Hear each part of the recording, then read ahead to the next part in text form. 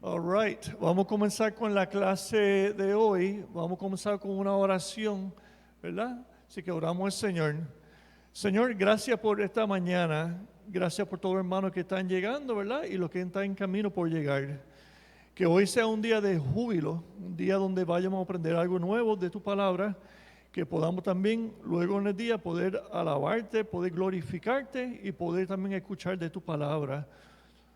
Nuevamente, Señor, gracias por todo lo que hace por nosotros, hoy, mañana y siempre. Todo esto te lo pido en el dulce nombre de tu Hijo. Amén.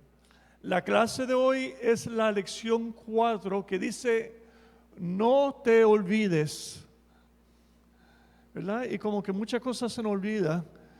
Y por eso es importante, ¿verdad? A nosotros los que somos cristianos de venir a esta casa de oración, ¿verdad? Para escuchar y recordar, porque muchas veces nos dicen una cosa una vez y se nos olvida, así que hay que hacer algo constante, ¿verdad? Así que en este de no te olvides, vamos a tocar el texto bíblico de Deuteronomio 8, versículos 1 al 11.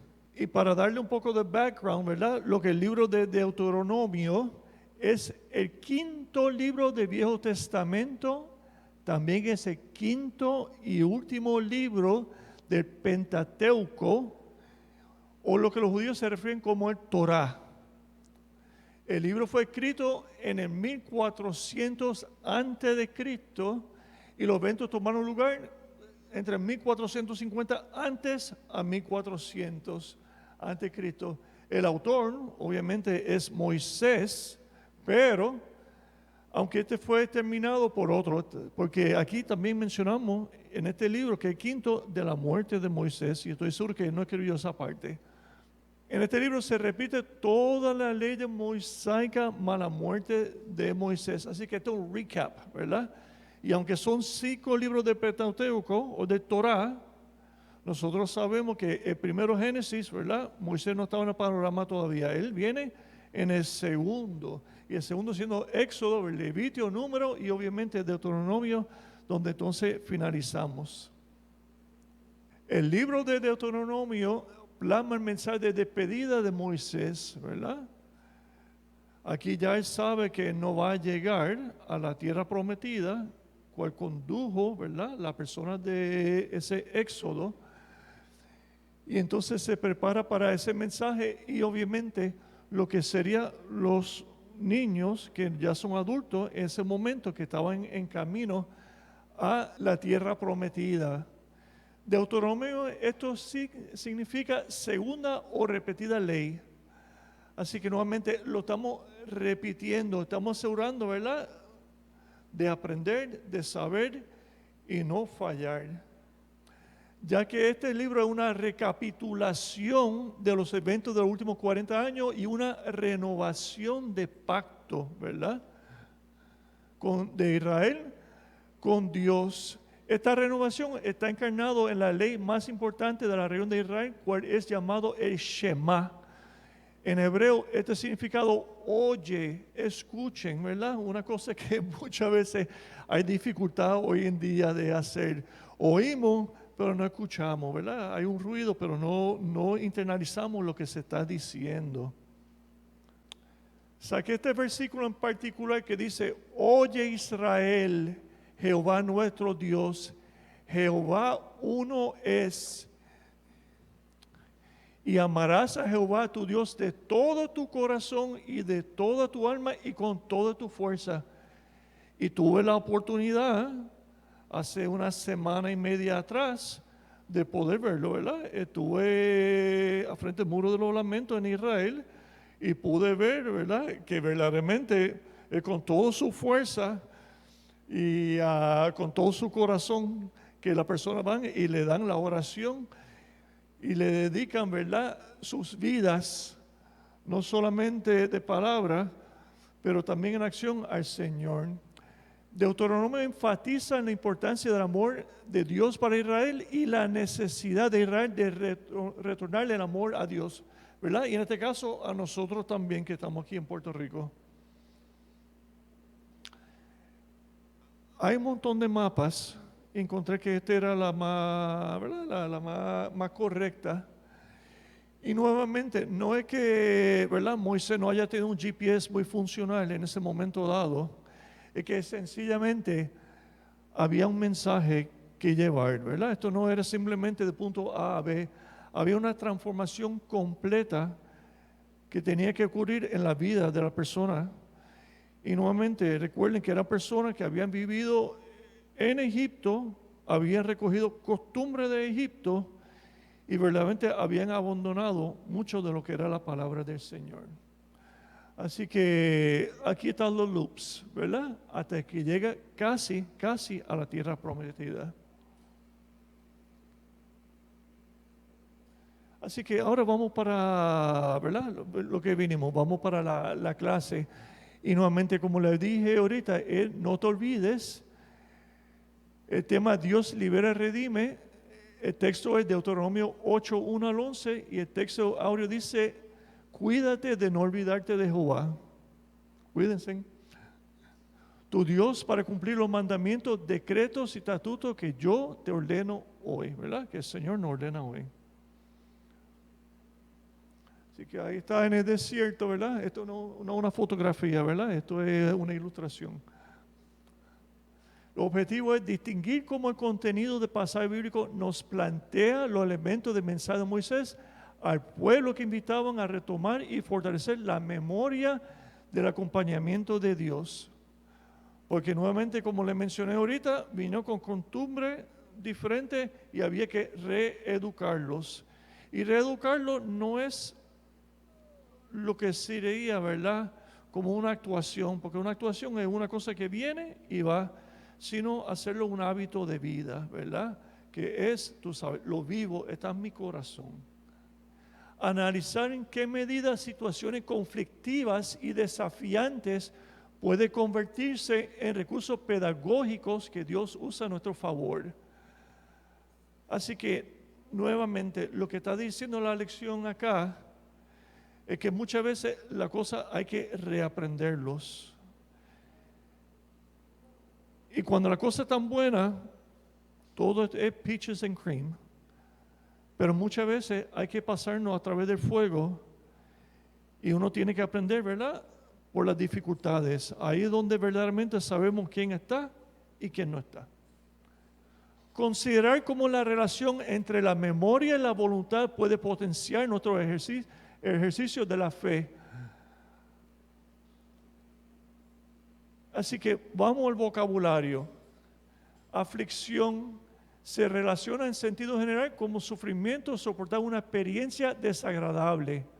Adquiere diversos matices en el texto bíblico, pues puede referirse lo mismo a un sufrimiento físico, enfermedad, recibir violencia corporal, como a una situación que conlleva sufrimiento emocional y espiritual.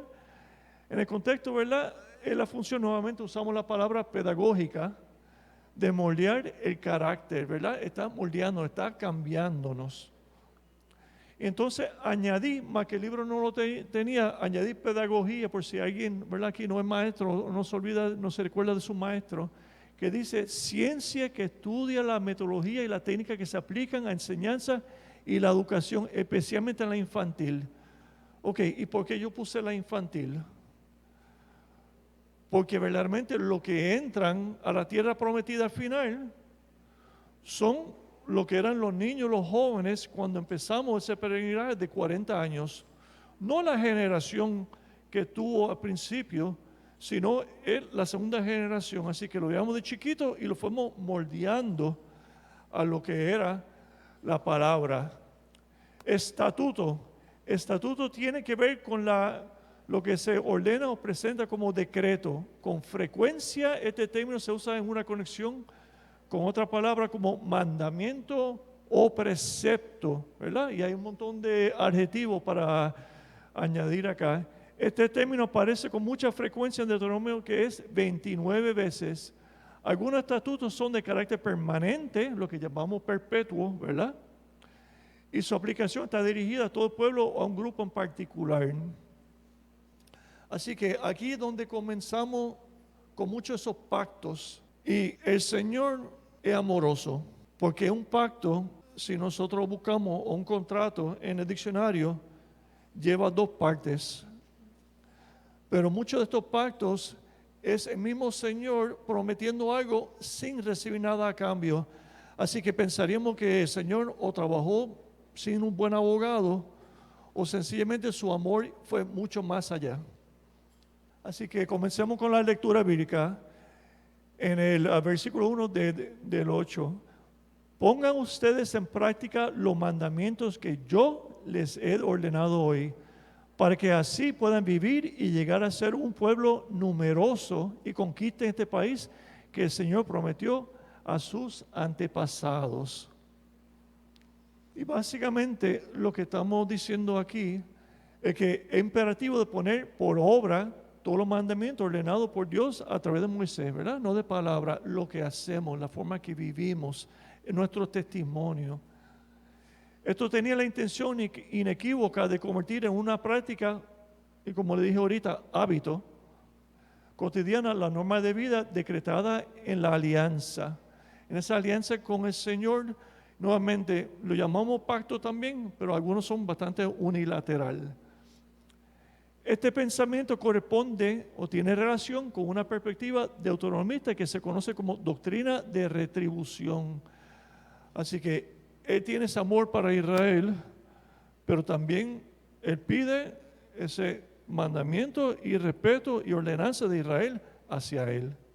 En los versículos 2 al 4 dice, te acordarás de todo el camino por donde te he traído Jehová tu Dios, estos 40 años en el desierto, para afligirte, para probarte, para saber lo que había en tu corazón, si habías de guardar o no sus mandamientos. Y nuevamente, esta es la parte que le mencioné, de que cuando la cosa está buena, peaches and cream, nuevamente, todo el mundo gana, pero es en el momento de prueba, en el momento de dolor, donde verdaderamente sabemos de qué estamos hechos. Así que muchas veces queremos hacerle favor a nuestro hijo y que no hagan nada. Entonces terminamos con bambalanes, ¿verdad? Y nuevamente hay que poner a los muchachos a esforzarse, a trabajar, porque en ese ejercicio, dos cosas.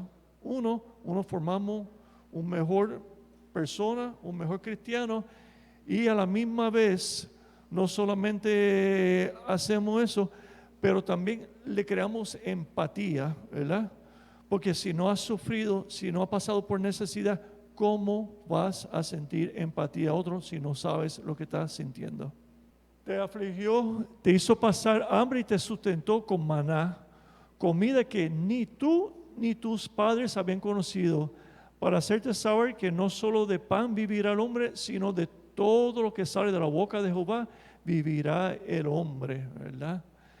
Y en este caso, ¿verdad? Me puse a buscar lo de maná y hasta había como una foto, ¿verdad? Pero yo sé que va a ser tiempo la cámara, ¿verdad? Kodak no había invitado la cámara todavía.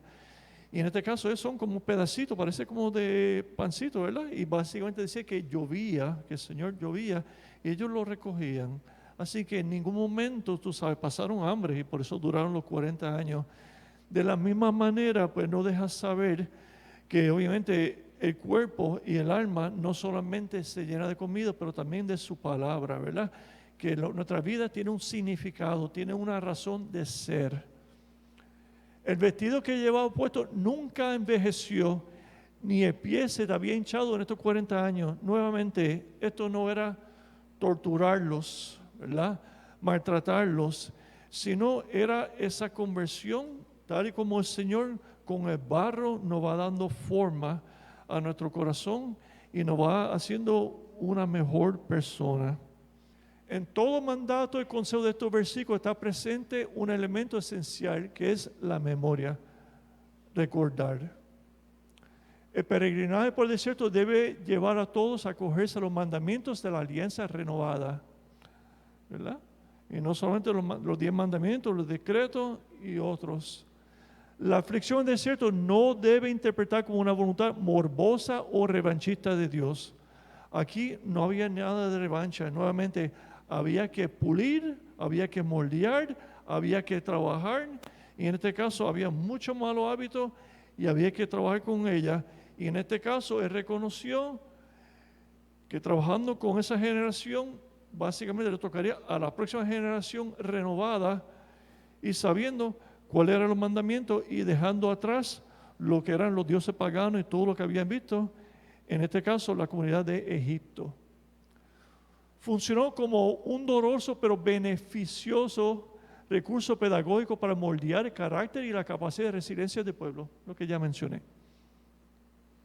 Quebrantos experimentados fueron más bien el resultado de decisiones equívocas, conductas erradas y la inclinación a dejarse seducir por costumbres ajenas y prácticas idólatras. Nuevamente, lo que habían visto todos estos años en Egipto. El desierto nos opera como un lugar vacío, desprovisto. Es un espacio de afluencia de fuerzas antagónicas que luchan para conquistar la vida, lo que lo peregrinan por él.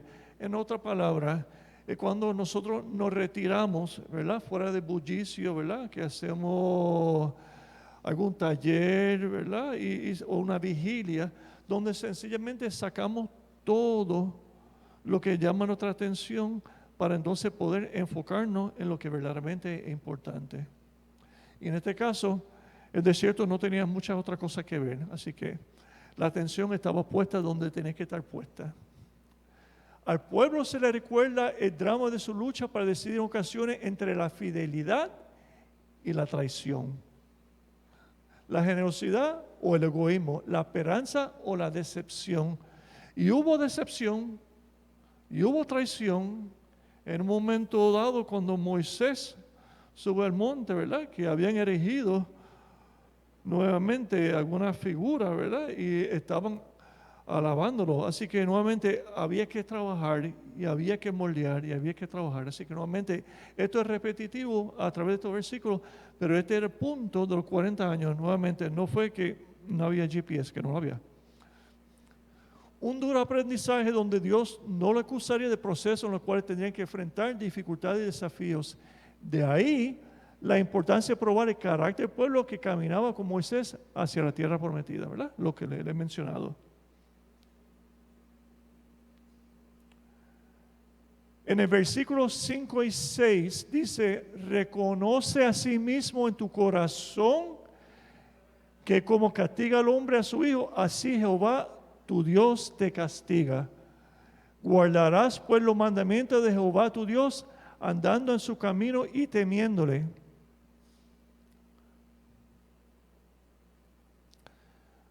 Mencionamos ahorita que el Señor no castiga en el sentido de hacerle daño, de porque no le quiere, porque está enojado. En este caso, yo lo miro como cuando hablo con mi hijo. Corregirlo a tiempo, dejarle saber cómo hacer las cosas, evitarle los cantazos. Y al final le digo, no te preocupes cuando te corrijo y cuando te castigo, preocúpate cuando ya no te corrija y no esté dando la motivación, porque si no lo hago solamente significa una cosa, ya no me importas. Así que mientras el Señor esté corriendo y nos esté castigando, ¿verdad? Y nos está amonestando y nos esté enseñando, es porque no quiere y quiere lo mejor para nosotros. Así que nuevamente hay que tener eso en mente, tal y como nosotros lo debemos mantener en la mente de nuestro hijo, porque muchas veces no nos explicamos bien. Así es. Y mejor, ¿verdad? Cuando chiquito que llorar cuando mayor. Así que queremos, ¿verdad?, tocar el punto a tiempo, porque cuando no lo hacemos a tiempo y luego tenemos resultado final, ¿de quién es culpa? De nosotros. Si consideramos este marco más amplio donde pasa el bíblico en el que se destaca el cuidado de Dios, entonces la referencia al castigo, que creo que es lo que usted ha mencionado, que aparece en el versículo 5, más que solamente represión, puede considerarse como la disciplina a la que es sometido aquel a quien se busca guiar. Así que nuevamente tratamos de facilitar y ayudarle, pero corriendo a tiempo, manteniéndolo en línea. Esto se hace más evidente en la presión que le sigue una invitación a guardar los mandamientos de Jehová, andando en su camino y temiéndole. Así que temiéndole no es cogerle miedo, sino el respeto a la palabra que Él nos da. Vamos para los versículos 7 a 10. Porque Jehová, tu Dios, te introduce en la buena tierra, tierra de arroyos, de agua, de fuentes y de manantiales, que brotan en valles y montes, tierra de trigo y cebada, de vides, higueras y granados, tierra de olivos, de aceite y de miel, tierra en la cual no comerás el pan con escasez y donde no te faltará nada. Tierra cuyas piedras son de hierro y de cuyos montes sacarás cobre. Allí comerás y te saciarás. Y bendecirás a Jehová tu Dios por la buena tierra que te habrá dado. Nuevamente, como le mencioné ahorita, Elisheva y este servidor tuvimos la oportunidad de estar allá hace como una semana y media atrás. Y créeme, lo que era este desierto desértico lleno de cultivo. Y han utilizado, ¿verdad?, su recurso, lo que el Señor le dio, correctamente. Por eso es que el Señor nos pone a nosotros como mayordomos de sus bienes y nos da talentos. Y en esos talentos nosotros los usamos o los desperdiciamos. Según el texto bíblico, la consecuencia en el porvenir es el resultado de haberse sometido a la disciplina requerida por Dios. De esta manera, dando la oportunidad de entrar a la tierra prometida y participar de todo lo que ella ofrece. Y nuevamente, todo lo que está alrededor de nosotros, el Señor no fue añadiendo cosas a la tierra, estuvo ahí todo en todo momento. Estaba para nosotros descubrirlo y utilizarlo. Estaba para nuestro bien y por eso el Señor lo puso. Es evidente que en la descripción de esa tierra prometida hay un alto elemento de idealización, lo que puede ser o su potencial, ¿verdad? Y lo hemos visto. Parecería por sus expresiones poéticas que es como el acceso a un nuevo paraíso, algo que en buena medida no tuvo correspondencia con las situaciones que tuvieron que enfrentar. Todo ese lenguaje, de cierta manera, es una forma de presentar el alcance de una nueva alianza con Dios, con su pueblo, en la antesala de su paso a su nuevo asentamiento como pueblo. Así que nuevamente, Él le trajo a la tierra prometida, le dijo lo que podía haber, lo que se podía hacer, y ahora seguir sus mandamientos. Hacer lo que tenían que hacer. Mantener su fidelidad y su fe. Porque si no hay fe, no hay nada.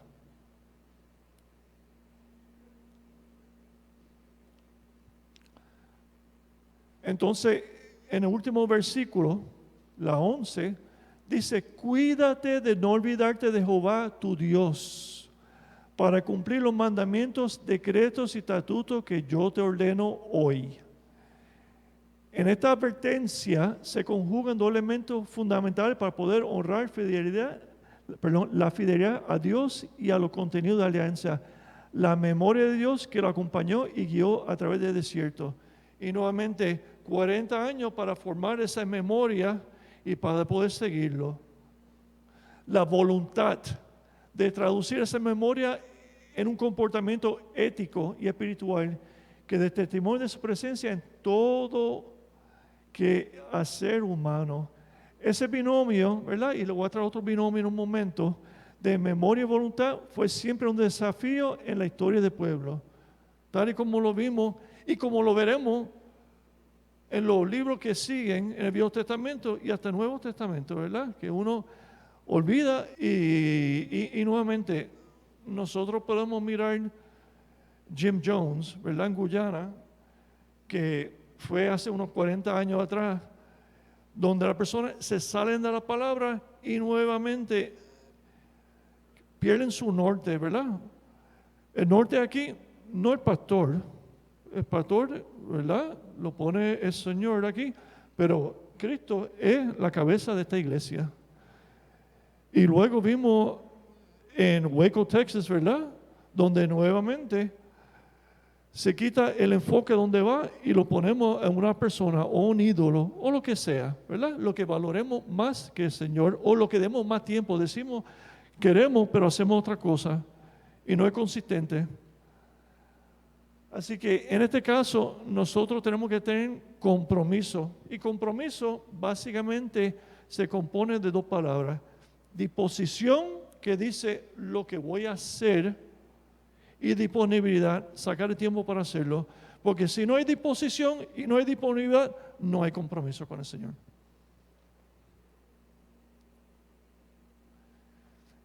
Entonces, puse estas fotos acá, porque esto fue lo que tuve la oportunidad también de ver, ¿verdad? Hace un par de semanas atrás. Y es que en el pueblo judío, ¿verdad? Y cuando digo pueblo judío, tengan en mente, allá hay judíos, allá hay judíos cristianos y allá hay árabes, ¿verdad? Y esta es la Meca y el centro de estas tres grandes religiones del mundo.